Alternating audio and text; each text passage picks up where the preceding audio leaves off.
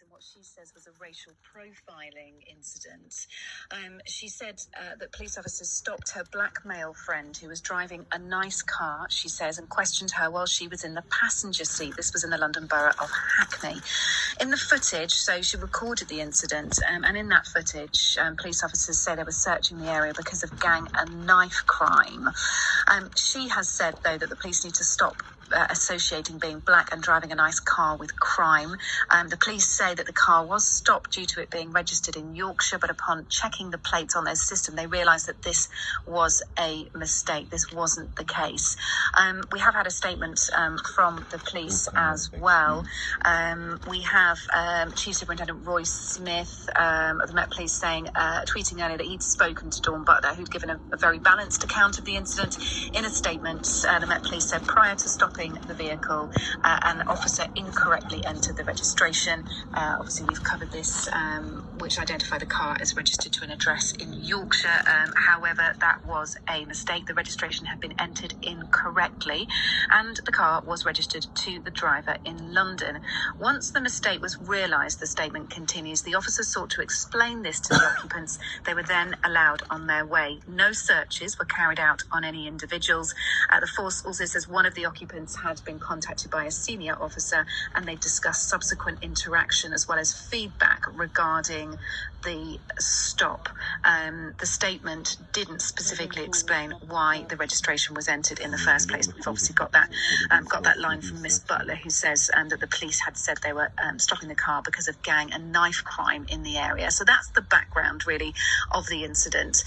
Let's get some opinion in on this. How often do incidents like this occur? We've, of course, heard of several incidents like this. It's certainly not the first one this year. Is it purely down to racism? Are there other factors at play?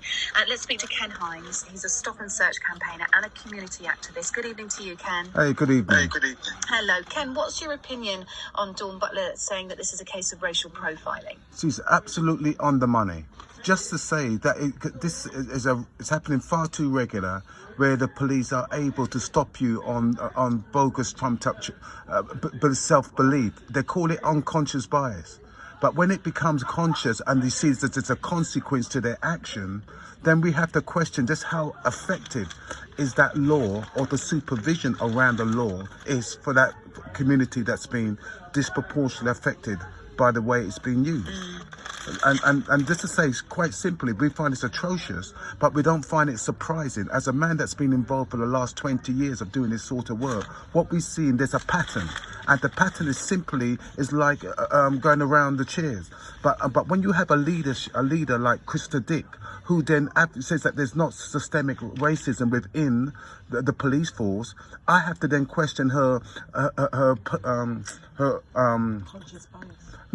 ability to lead with that kind of attitude, because that is ricochet throughout that organisation. And it's not surprising that the people on the ground think that they can act without any kind of recrimination for acting particularly on the black community.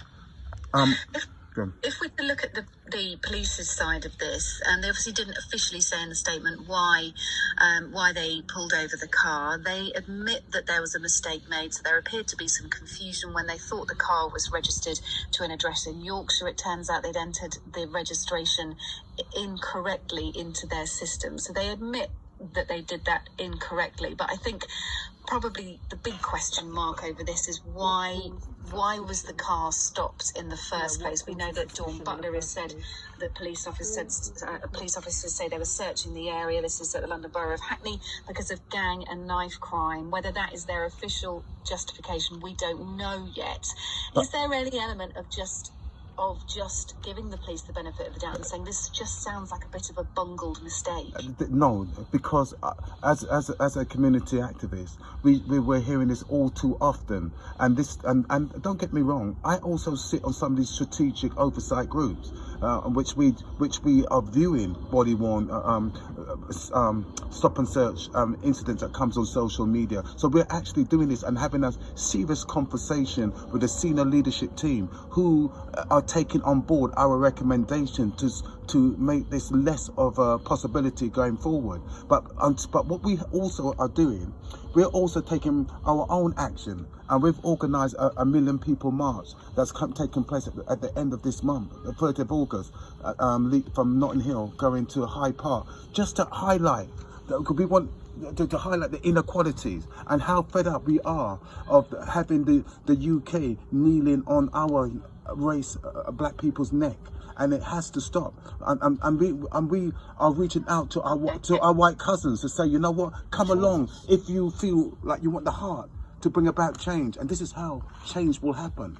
Not just by sitting down and having conversation, but going out there and demonstrating our belief. Ken, forgive me for butting in, but we lost a couple of seconds of what you were saying. So from the gist of it, you are, as an organisation within your community in London, speaking to authorities about racial profiling, and you've told us about a demonstration that you're going to be holding. Can you just repeat that section of it, because we lost you? Yes, on the 30th of August, the Million People March will be taking place, starting in Notting Hill and marching on to Hyde Park, just to highlight the inequality that we as a black race are continue to face living in the UK.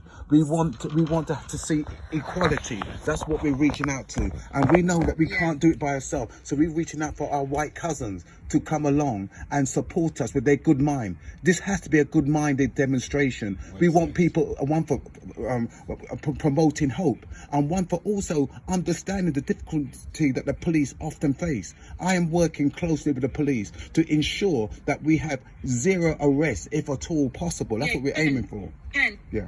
What are the police telling you about their efforts to not racially profile people? What do the police say that they're working hard on? I tell you what they're saying. We call it emerging issues, because we've only been sitting on the top table for the last 6 weeks. And what the emerging issue is simply this: they are not equipped for de-escalating certain confrontations. And it's quite clear, and it's evidence that when it comes to a black situation, that they are much more forceful than when there is a white. So, give you an example, because we give the example of what happened down Soho when there's supposed to be social distancing, but the police were blended into that situation. But when it came to the estate on the West London, they went in there mob-handed in riot gear and wonder why the young men reacted in the way they did. But we understand simply this, that it doesn't work good for our community when these young people, when the police then come back over the following weeks and months to kick off their door and arrest those young people and give them a criminal record, right? Which is then clearly work needs to be done. I know you are doing your bit, and of course you have been talking to police about not racially profiling people, and there is clearly work to be done there. I'm sure we may hear more about this incident in the next few days as well, but thank you.